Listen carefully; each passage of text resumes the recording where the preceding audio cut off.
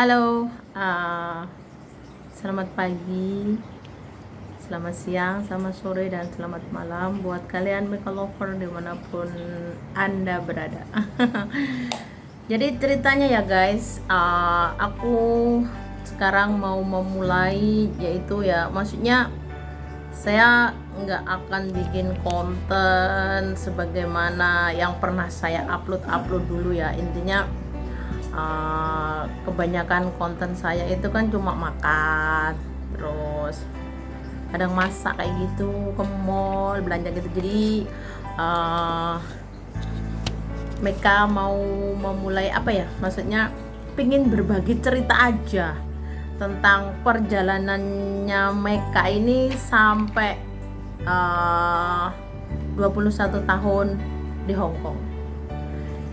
Jadi santai aja ya guys ya, relax.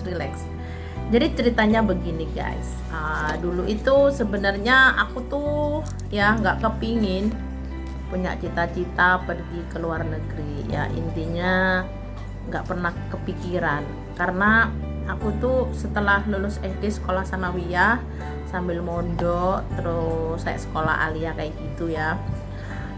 Setelah sekolah belum selesai itu aku tuh di kampung udah apa ya guys, ngajar di madrasah, ngajar TK, kadang di musola, di masjid ya, agama syariat Islam kayak gitu.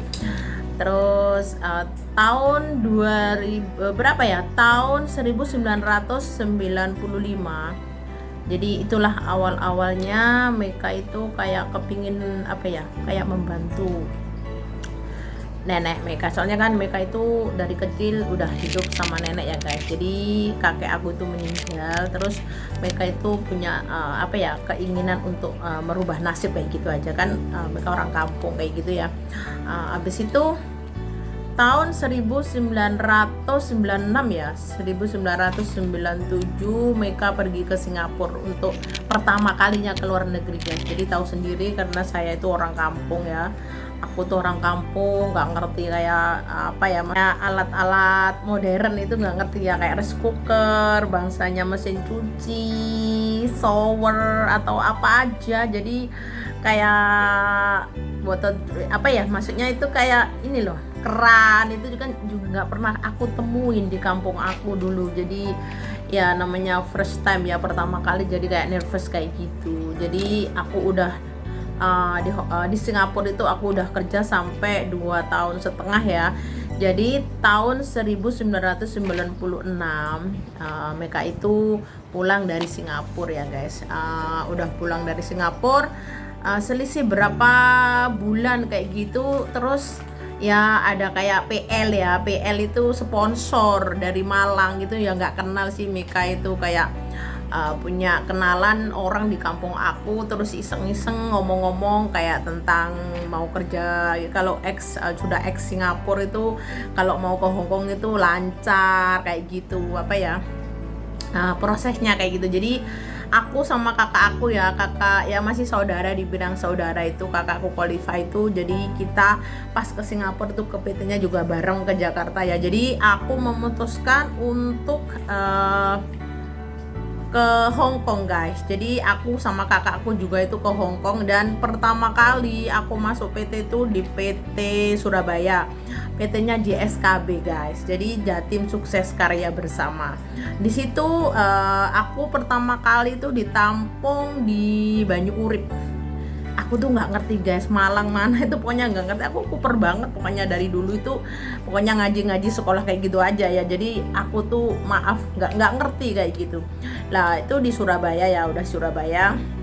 Waktu itu aku tuh nggak diterima guys ke PT karena rambut aku ini kuning. Aku tomboy banget memang, dari Singapura itu rambutku kuning coklat kayak gitu. Jadi aku nggak diterima. Terus aku ke pasar dulu beli apa kayak beli semir warna hitam ya, udah disemir kayak gitu, udah kering, langsung aku difoto biodata kayak gitu. Jadi Semeka ini pokoknya Badung banget kayak gitu ya, tomboy banget kayak gitu guys. Nah udah di proses-proses ya selama berapa bulan kayak gitu ya guys.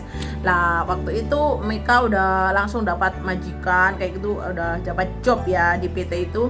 Terus PT-nya tuh kayak yang sudah, nah maksudnya udah medical, udah apa kayak berganti tempat kayak gitu di Manuan atau di mana kayak gitu ya. Nanti kalau terbang pindah lagi kita di tempat mana kayak gitu ya guys.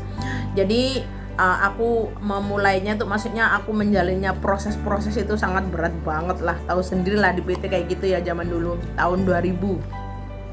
Terus aku tahun 2000 aku pergi ke Hong Kong, aku terbang ke Hong Kong 34 orang apa 32 itu lupa banget, pokoknya banyak banget ya naik Cathay Pacific.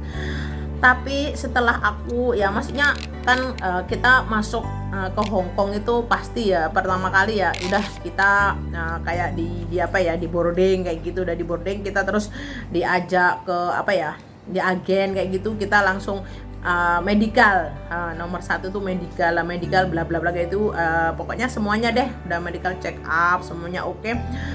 Berikutnya aku di apa ya, dijemput sama bos aku cowok guys, namanya ya Singapura sama Hong Kong itu ya beda banget negaranya, mungkin juga kayak apa ya, budayanya juga beda, orangnya pokoknya beda banget ya gitulah, sama dengan budaya kita kayak beda banget dengan budaya Singapura, Malaysia kayak gitu ya. Jadi aku udah apa ya, dijemput di situ, aku kerja cuma 2 minggu guys, aku udah oke di situ. Bos aku perempuan itu pas siangnya aku datang ya itu malamnya melahirkan anak yang satunya, namanya bayinya itu ya keluar kan ada anak satu itu umur 3 tahun, jadi aku jobnya itu jaga kayak 2 children kayak gitu ya guys. Lah setelah itu dia itu melahirin berbarengan itu aku tuh kayak 2 minggu kan, 2 minggu selesai itu aku bikin ID card ya, maksudnya KTP Hong Kong itu baru beres, maksudnya kan 2 minggu bikinnya kayak itu, prosesnya pokoknya 2 minggu lah, 15 hari kayak gitu. Habis itu ada kayak apa ya, kayaknya hasil dari medical aku kayak gitu guys. Jadi agen aku itu bilang kalau aku tuh unfit guys, unfit karena darahku katanya ada VDRL atau apa kayak gitu ya. Ya shock banget ya guys. Jadi bos aku itu ngemulangin aku ke agen itu bukan karena aku ini gimana, mereka tuh ya oke, aku kerja di sana oke, walaupun belum punya pengalaman banyak kayak gitu, cuma di Singapura aja ya kan.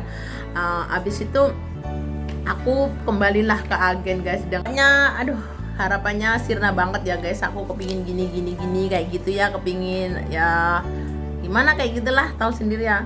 Karena aku tuh pas di Singapura itu pulang aku ya beli sepeda motor kayak gitu, bangun apa ya, kayak bangun dapurnya emak aku kayak gitu. Jadi aku belum kayak bikin rumah sendiri atau apa, jadi kayak belum apa ya, belum berhasil kayak gitu, cuma 2 tahun setengah di Singapura gitu ya guys, dengan gaji yang nggak terlalu gede ya waktu itu. Terus abis itu aku kan udah nih aku udah di Hong Kong nih 2 minggu, terus aku dipulangin ke agen. Habis itu aku terbang lah ke Surabaya lah. Di Surabaya itu aku mau mengundurkan diri atau mau pulang ke Malang, ke rumahku lah intinya. Itu waktu itu bapak aku masih ada, bapak ibu lengkap, nenek aku juga masih ada ya kan. Jadi intinya aku disuruh pulang, terus mau ditebus 1 juta atau berapa kayak gitu. Tapi alhamdulillah Allah itu berkehendak lain, karena ada masalah yang nggak bisa aku ungkap di sini ya. PT-nya itu mengalami kayak masalah gitu guys, jadi didatangin kayak DPR apa kayak gitu ya. Terus aku tuh pulang dengan cuma-cuma, intinya nggak di apa ya, nggak di kayak di apa ya, didenda kayak gitu, karena aku kan intinya aku udah proses, udah ke Hong Kong tapi aku gagal kayak gitu kan. Jadi aku tuh mau nyari majikan lagi kayak gitu guys. Proses nyari majikan belum selesai, yaitu ada masalah itu. Jadi aku terus diambil sama PL ku guys. Aku diambil PL ku tuh pulang, bukan langsung ke rumah aku tapi menuju rumah sakit Saiful Anwar di Malang itu, karena aku ada kerabat ya, ini bocil ya, sakit parah di situ. Jadi aku menginap di situ semalaman guys, di situ kayaknya ya. Itu masih ingat aku guys, waktu itu tahun 2000. Habis itu aku pulang lah, bla bla bla pulang. Aku sempat ke apa ya? Aku sempat ke itu dulu, ke Kalimantan guys. Bulan maaf guys, ini HP aku selalu macet ya guys. I'm so sorry pokoknya kalau macet-macet. Jadi kayak gitu ceritanya, panjang banget lah sejarahku perjalananku ke Hong Kong sampai saat ini. Setelah itu ya aku udah 3 bulan ya aku tuh di Kalimantan, terus pulang, terus ini ada kayak temen ya temen ya saudara kayak gitu nyaranin aku mau pergi ke Hong Kong lagi nggak, tapi PT-nya di Jakarta sana. Oke, jadi aku mau ya guys, aku mau. Terus aku tuh ke Jakarta lah, ke Jakarta. Di sana itu aku nunggu ya, itu tahun 2000 ya. Aku nunggu di sana itu sembari aku nunggu, maksudnya aku proses kayak gitu ya guys. Jadi sembari aku proses dan nunggu-nunggu aku penerbangan aku dapat majikan atau apa kayak gitu ya.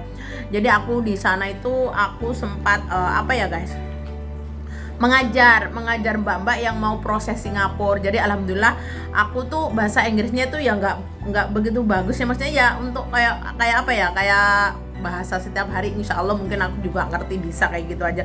Jadi aku sama kayak apa ya, kayak direkturnya di PT itu aku disuruh ngajar di apa, ngajar buat ini teman-temanku yang mau proses ke Singapura. Jadi aku ngajar, jadi setiap hari itu muridnya itu beratus-ratus kayak gitu guys. Saya itu sempat juga pindah ke Bogor juga, jadi di Ciawi kayak gitu. Jadi perjalanannya ya guys kayak gitu.